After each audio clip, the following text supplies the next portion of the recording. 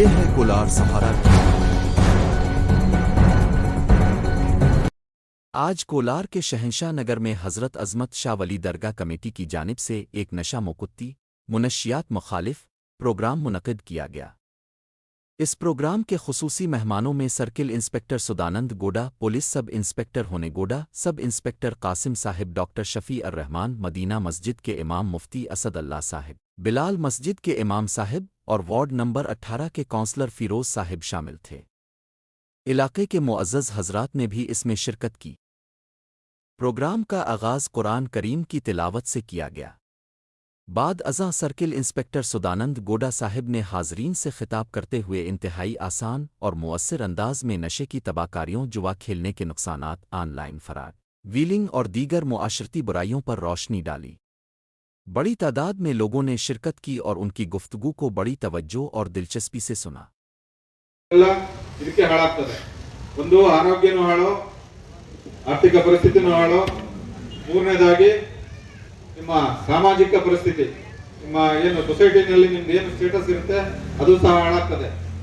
ಏನು ಈ ಮಾದಕ ವಸ್ತುಗಳಿಗಾಗಿ ವ್ಯಸನರಾಗಿರ್ತಾರೆ ಅವ್ರನ್ನ ಈ ಸಮಾಜ ನೋಡ್ತಕ್ಕಂಥ ದೃಷ್ಟಿಕೋನನೇ ಬೇರೆ ಇರುತ್ತೆ।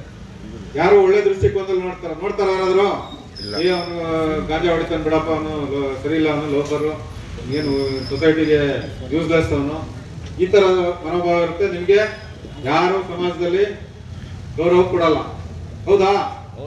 ಯಾರು ಕೊಡ್ತಾರ? ಸಮಾಜದಲ್ಲಿ ನಿಮ್ಗೆ ನಿಮ್ದೇ ಆದ ಒಂದು ಗೌರವ ಇರುತ್ತೆ।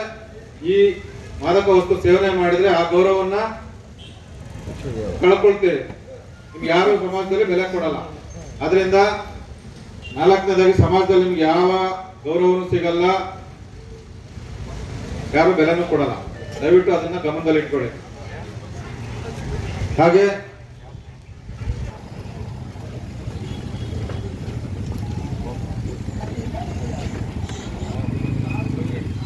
ಇನ್ನ ಮುಖ್ಯವಾಗಿ ಈ ತರ ಮಾದಕ ವಸ್ತುಗಳ ಸೇವನೆ ಮಾಡೋರಿಗೆ, ಅದನ್ನ ತಯಾರಿಸ್ತಕ್ಕಂಥವ್ರಿಗೆ, ಸಾಗಾಣಿಕೆ ಮಾಡ್ತಕ್ಕಂಥವ್ರಿಗೆ, ಅದನ್ನ ವಶದಲ್ಲಿ ಇಟ್ಕೊಂಡಿದ್ರು ಸಹ ಕಾನೂನಲ್ಲಿ ಶಿಕ್ಷೆ ಇರುತ್ತೆ। ಕನಿಷ್ಠ 1 ಲಕ್ಷದಿಂದ 10 ಲಕ್ಷದವರೆಗೂ ದಂಡ ಇದೆ। ಹಾಗೇನೆ ಕನಿಷ್ಠ 3 ವರ್ಷದಿಂದ ಜೀವಾವಧಿ ಶಿಕ್ಷೆವರೆಗೂ ಪನಿಷ್ಮೆಂಟ್ ಇರ್ತದೆ। ಇದು ಚೆನ್ನಾಗಿ ಗಮನದಲ್ಲಿ, ಬರೀ ಗಾಂಜಾ ಅಥವಾ MDMA ಅಂತಲ್ಲ, ಯಾವುದೇ ಮಾದಕ ವಸ್ತು ಆದ್ರೂ ಇದನ್ನ ಬರೀ ಸೇವನೆ ಮಾಡೋರಿಗೆ ಮಾತ್ರ ಅಂತಲ್ಲ, ಅದನ್ನ ಯಾರು ತಯಾರು ಮಾಡ್ತಾರೆ, ಸಪೋಸ್ ಈ ಗಾಂಜಾ ಬೆಳೀತಾರೆ, ಗಾಂಜಾ ಗಿಡಗಳು ಬೆಳೀತಾರೆ, ಬೆಳೆಸೋದು ಸಹ ತಪ್ಪು। ಆ ತರದ ಮಾದಕ ವಸ್ತುನ ನಮ್ಮ ವರ್ಷದಲ್ಲಿ ಇಟ್ಕೊಳ್ತಕ್ಕಂಥದ್ದು ತಪ್ಪು। ಅದೇ ರೀತಿ ಒಂದ್ ಕಡೆಯಿಂದ ಇನ್ನೊಂದ್ ಕಡೆಗೆ ಟ್ರಾನ್ಸ್ಪೋರ್ಟ್ ಮಾಡ್ತಕ್ಕಂಥದ್ದು ಸಹ ತಪ್ಪು। ಕಾನೂನಲ್ಲಿ ಅದಕ್ಕೆ ಶಿಕ್ಷೆ ಇದೆ। ಈಗ ನಾನು ಆಗ್ಲೇ ಹೇಳಿದ್ದೀನಿ, ಶಿಕ್ಷೆನ ಒಂದ್ಸರಿ ಆ ತರ ತಪ್ಪು ಅನುಭವಿಸ್ಬಿಟ್ಟು ಶಿಕ್ಷೆಗೊಳಗಾದ್ರೆ ಮತ್ತೆ ಅದು ಲೈಫ್ ಲಾಂಗ್ ನಮ್ಮ ಪೊಲೀಸ್ ರೆಕಾರ್ಡ್ ಅಲ್ಲಿ ಇರುತ್ತೆ। ನಿಮ್ಮನ್ನ ಪದೇ ಪದೇ ಹುಡುಕ್ತಾ ಇರ್ತೀವಿ, ಮತ್ತೆ ಇಲ್ಲಿ ರಿಪೀಟೆಡ್ ಮಾಡ್ತಾರೆ ಅಂತ ಹೇಳಿ ನಿಮ್ಮ ಮನೆ ಬಾಗಿಲಿಗೆ ಪೊಲೀಸ್ನವ್ರು ಬರ್ತಿರ್ತಾರೆ। ಅದು ನಿಮ್ಮ ಇವರಿಗಲ್ದಲ್ಲ, ನಿಮ್ಮ ಮನೆಯವರಿಗೂ ಸಮೇತ ಒಂದು ಹ್ಯುಮಿಲಿಯೇಷನ್ ಹುಡುಕ ಬಂದಾಗ ನಿಮ್ಮ ಮನೆಯವರಿಗೂ ಸಹ ನಿಮ್ಮ ಸೊಸೈಟಿನಲ್ಲಿ ಒಂದು ಬೆಲೆ ಇರಲ್ಲ। ಅದಕ್ಕೆ ದಯವಿಟ್ಟು ಅದಕ್ಕೆ ಯಾರು ಅವಕಾಶ ಕೊಡಬಾರ್ದು।